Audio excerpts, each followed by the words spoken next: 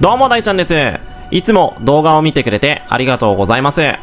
というわけで今回なんですけれども、東宝が誇るゴジラシリーズ最新作のゴジラ -1 の最新画像が公開されたので、ちょっと話をしていこうと思います。11月3日に公開されるゴジラ -1 はゴジラシリーズ最新作であり、シリーズ70周年記念の記念碑的な作品として制作されており、過去のゴジラシリーズとは繋がらない完全なスタンドアローン作品なんですよね。今作の監督を務める山崎隆さんは、何もかもを失った戦後の日本、そこに追い打ちをかけるようなかつてない絶望を与える存在を描く、そんな意味も込めてゴジラ -1 というタイトルは生まれました。そしてそのことを描くために恐怖そのものが歩いてくるかのように見えるゴジラの姿と、絶望に絶望を塗り重ねるような設定をスタッフともども作り上げてきました。僕が今まで作ってきた映画の集大成になっていると思います。そしてそれは劇場で見るのではなく体験するにふさわしい作品になったと思います。ぜひ最強のゴジラを最高の環境で体感していただきたいと思いますとコメントしており、ゴジラ -1 はこれまでのゴジラ作品とは明らかに違った恐怖を感じさせるようなテイストで制作されていることを示唆しており、公開された予告編ではその言葉通りの人間たちを震え上がらせる恐怖の象徴のようなゴジラの破壊行為が描かれていました。予告編ではまだ断片的にしかゴジラの姿は映されておらず、その巨大さがわかるだけだったんですが、昨日ウェブ上に今作のスチール画像が複数枚アップされまして、それが大きな話題を呼んでいるんですよね。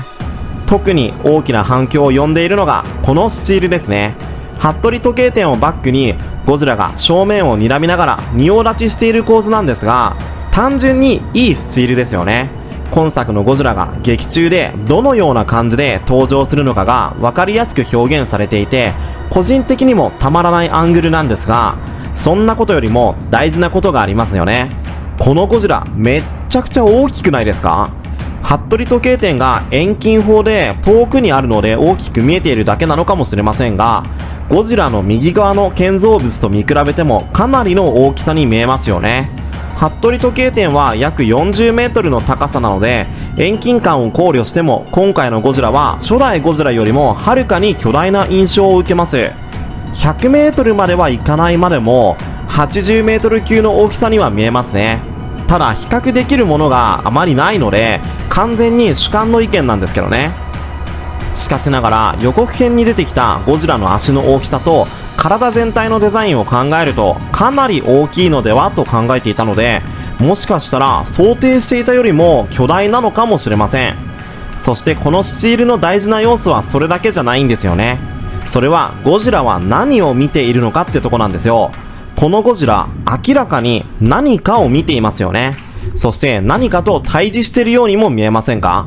ゴジラが警戒するようなものが目の前に設置されている、もしくはゴジラと戦う何かが存在しているのかもしれませんね。このゴジラ明らかに敵意をむき出しにしている顔ですよね。一体何を見ているのか非常に気になります。またこのスチールの感じからして夕方のシーンだと思うんですが、背景に黒煙は上がっているもののまだ服部時計店がダメージを負っていないところを見ると、本編の中のゴジラ上陸シーンの結構序盤の方なのかなとも思いました。予告編では服部時計店は巨大な爆発の影響をもろに受けていましたし、崩壊した姿も映し出されていましたからね。このゴジラはこの後何をするつもりなのか興味深いですね。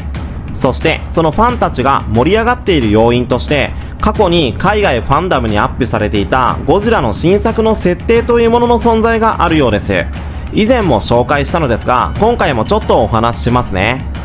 その内容はというと、ゴジラ最新作の時代設定はエキストラの募集要項にあった1945年から1947年ではなく、初代ゴジラと同じ1954年になる1945年から1947年の時代の人々のエキストラが募集された理由は、その時代のシーンを描くためであり、戦後の日本が復興していく様子を撮影するためである。劇中には太平洋戦争のシーンも登場する。また太平洋戦争のシーンから映画は始まるかもしれない。1946年から1958年にかけて実施されたマーシャル諸島での核実験が物語に関わってくる。登場怪獣はゴジラのみである。ゴジラのオリジンは初代と同様もしくはそれに近いものになる。ただしゴジラは映画のラストで死ぬことはない。オキシジェンデストロイヤーは登場しない。ゴジラはフル CG で描かれる。今作のゴジラは平成シリーズに登場したゴジラに近いデザインで、監督の山崎隆が制作した日本のアトラクションに登場したデザインがほぼそのまま使用されている可能性が高い。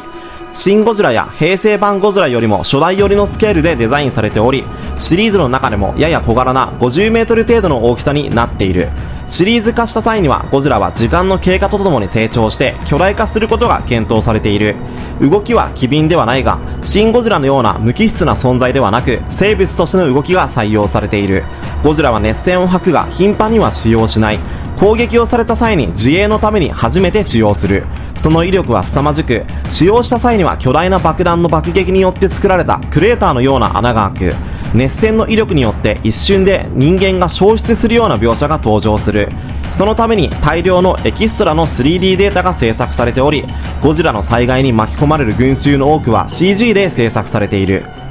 映像表現として使い古された方式ではあるが、 POV 視点が一部採用されている可能性がある。人間とゴジラが対峙するシーンが登場する。2014年に公開されたレジェンダリーが制作したゴジラと同様に、プロットの中の一つの要素で親子の物語が展開される。その親子は何かしらの理由でゴジラに強い恨みを持つことになる。